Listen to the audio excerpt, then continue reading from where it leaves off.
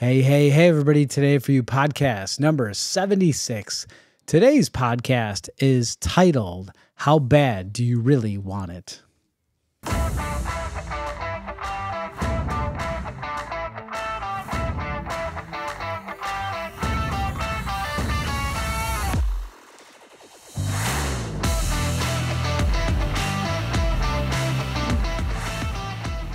Hey, everybody. Welcome to this week's edition of your weekly Limitless Life Network podcast. I'm Dr. Pete Lombardi, and sitting next to me is my beautiful wife, Sandy Lombardi. Hello.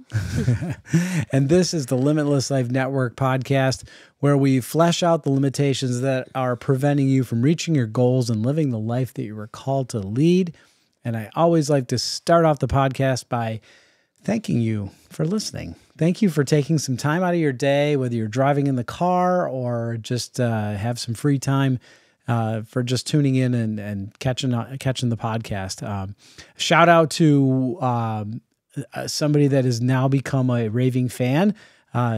John is catching the podcast on his drive in to see me, and he gives me some really good feedback. And he actually yesterday he told me some really inspiring things. So he's a great guy, and he's all in. I really love it. So great job. And so like, follow, share, and subscribe. That's always going to get more people connected and tapped into what we're doing here and the message we're trying to get out to help people have a better life. So let's go. Let's get on with the show. What do you say?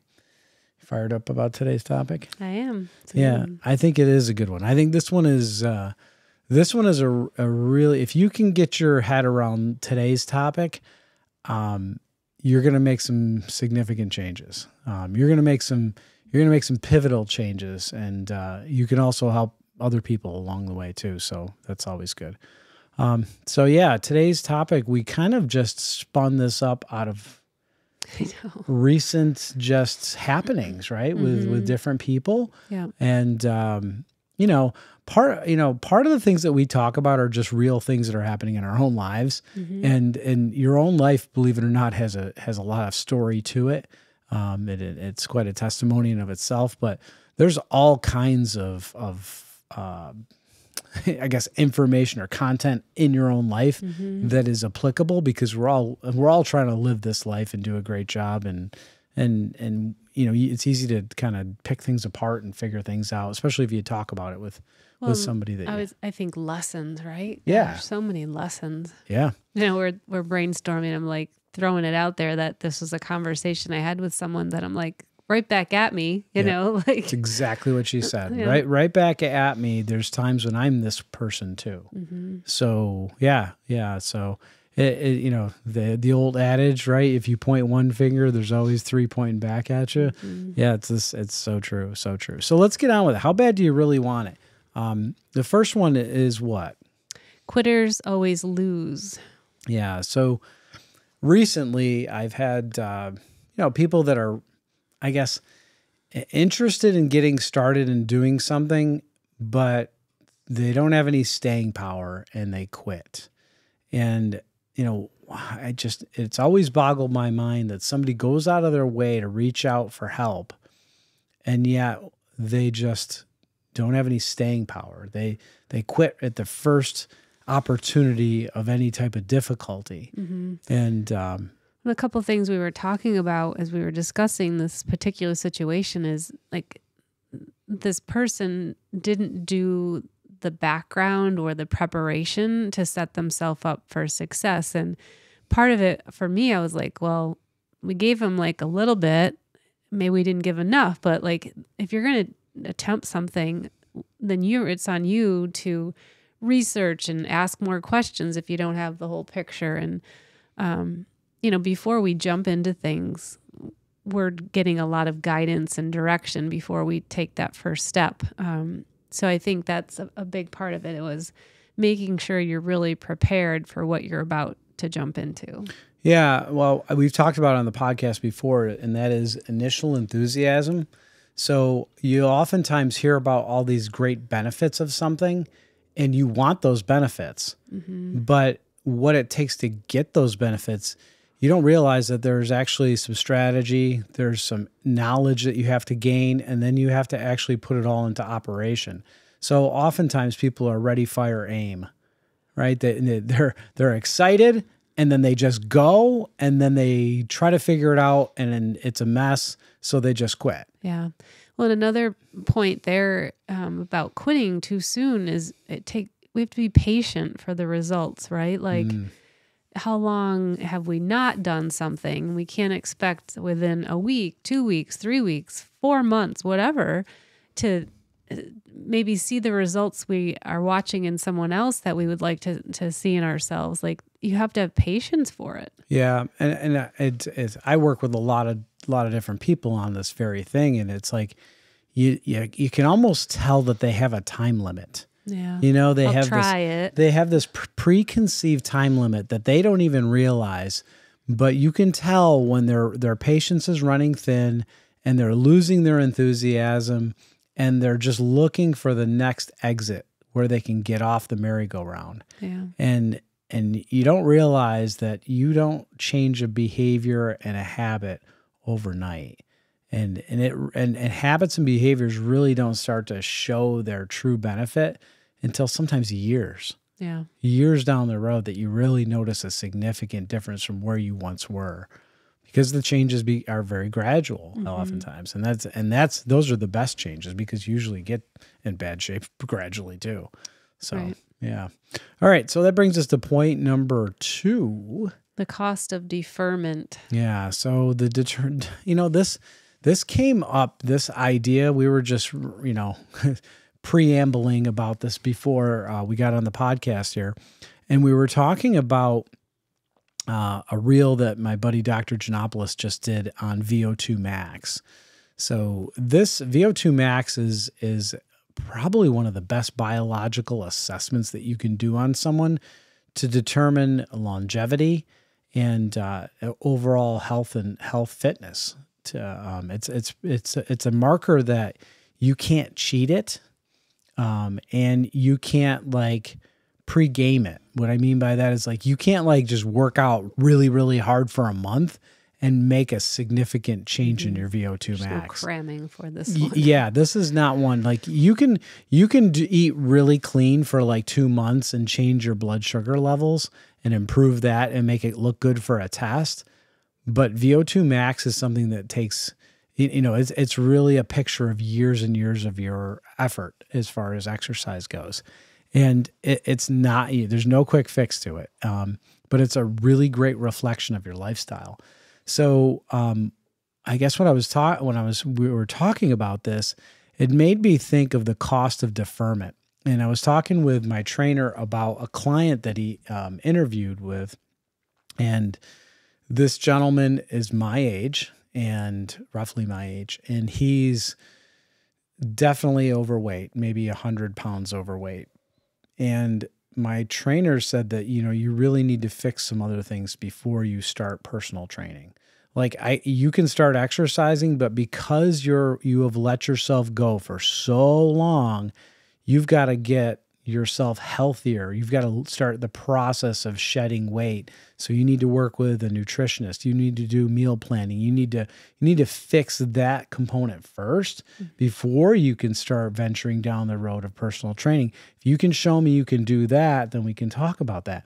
And I thought, what a wise thing to do. He didn't try to sell him on personal training, because the guy really needed to work on something that he's neglected for so long. And now, on the other hand, I'm the same age as him, and I haven't neglected exercise. I haven't let myself go to that point. And I'm not bragging or anything, but I don't need to do a lot to get ready to go run a 5K race. I literally, without running for months, I can get off the couch and I can go run a 5K, and it's not going to kill me. But it's not because I'm some incredible athlete. It's because I do things regularly all the time, between biking, hiking, splitting wood, all the physical things that I do that keep me in shape. And it doesn't even seem like work to do it, right? So, the cost of deferment is a very steep price, and it's like digging a rut that just gets deeper and deeper and deeper. And, the only difference between a rut and the grave is the depth. Yeah. So there's one to think about. All right. That brings us to point number 3. Desperate times call for desperate measures. Yeah. So what does that mean? What do you think of when you hear of that old saying, desperate times call for desperate measures? You get to a point where you're so desperate, you're willing to try just about anything. Mm-hmm. When you were talking, I'm still tying back, I think, to cost of deferment in this desperate times. Like I think of, I'm 52. So many women in the age range, right? 40, say to 55. There's such a cost of deferment in that span that I'm seeing. And then it's desperate times, right? I think if you wait too long, it becomes such a uphill battle. Like I think the cost of deferring your exercise and watching what you're eating, it's so difficult to get that back. And then how desperate do you get? And are you willing then to try these things? But is it too late? Like it's never too late, but the amount of effort and time to get back to what you could have, maintained, say at 40 is tremendous. Yeah. And this also, I think, spun off the fact that we offer people some solutions sometimes that they don't think about. And when you get so desperate, you actually start to run out of options. And before you become so desperate where you have no options left, realize that there's things you don't know, and that's the reason why you're in the shape you're in. Because if you think you know something but you're not doing it, you really don't know it. Mm-hmm. So I think here's where you've got, when you start to get desperate, are you desperate enough to do whatever it takes? And I think of, some people that I know that have really gone that route where they got so bad, they got so desperate that they did whatever I asked them to do. And they didn't miss one detail of what I asked them to do, and they got phenomenal results. Mm-hmm. Versus the person that is like, you know what? I'm not that desperate that I'm going to actually do everything. I'm going to piecemeal it. Yeah. I'm going to do some of the things that I like to do, and the things I don't like to do, which are the things I need to do the most, I'm going to ignore those. And that's a real problem, because sometimes the solution is right in front of you and somebody offers it to you, but you're not desperate enough to try it because you don't want to, because you don't think you'll like it. You don't think it's going to be too hard. It's going to be too difficult. So you're happier, or you're more satisfied in staying where you are, and just suffering until it gets even worse, where you have to do something even more desperate. Right.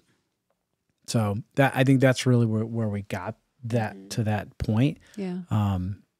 It brings us to point number 4. Common is not normal. Yeah, common is not normal. I've heard this phrase years ago. Just because something's common does not make it normal. Does not make it normal. Yeah. And we were talking about our daughter Grace. So why don't you? Take it Yeah. from there? I mean, a little bit of the backstory on this point was I had shared with viewers, like the last 2 podcasts, the carnivore diet made a huge change for me in hormonal imbalance. So for the last, 30 years, I've had hormonal headaches certain time of the month, beginning and the end of the cycle. And I didn't have that the first 2 weeks into carnivore. And then again, about a week ago, no hormonal headache again. So definitely related to how I was eating, my blood sugar. So eye-opening, right? And then we got talking about Grace, and we were saying like, well, like she's going to just accept that it's normal as she turns 13-ish, when she starts her cycle, that she's just going to have headaches and cramping and maybe excessive bleeding, whatever. Because we've just accepted that that's common, right? Well, definitely common, but is that normal? And now that I'm seeing that if I we're willing to change the way I eat and what I'm putting into my body, no, that doesn't have to be normal. So I would love to change that for Grace, like, and for any of you that are listening, but are we willing, like, will she be willing to not eat as she sees her peers eat and want a different result than just accept, well, that's just going to be the way it is. Yeah. And the real challenge is peers, right? Because it's common to eat a lot of sugar when you're a kid, and it's actually delicious, and you crave it and you want more and more of it. But it's such a hormonal shift, and you don't even realize it because of how it impacts your sex hormones, because insulin is a priority in your body. It's a priority over your sex hormones, over estrogen, progesterone, testosterone. Insulin is way more important. And if you have poor blood sugar regulation, you're going to fight really hard to produce insulin, and your cells are going to have to try to deal with all that blood sugar and deal with that insulin, that your hormonal levels on a sex hormone level are going to be askew. And they're going to be out of balance. And no tricky test and no magical pill is going to really fix it, because you're ignoring the cause of the problem. Yeah. You know how it came up, we couldn't figure out, was Grace was saying she's so glad she doesn't have to eat like us. She's like, oh, I'm glad I don't have to follow the complete carnivore. And then that's what I said to, you as well. She can choose to keep eating like her peers, and then another year when her cycle, potentially starts, she can, be dealing with all the same normal common things. The common problems that everybody's so used to. Yeah. So, and that brings us to point number 5. Which is be a student of success. Yeah. So it's so easy to want something, right? It's so easy to want something that you don't have. And it's also, believe it or not, easy to get things you don't have. And the way to do that is to do exactly what the successful person that's achieved what you want has done. So my advice is to plagiarize what they do, to carbon copy it, to look at all of the details and mimic them. And don't try to like wing it. Don't get some of the details. Literally do everything to the T, and be patient and watch what happens. But the most important part to copy is not the things that they do, but the mindset that they hold. Because success is really between your ears.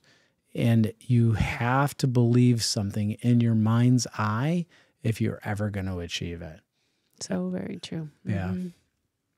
So yeah, that's point number 5 to end on.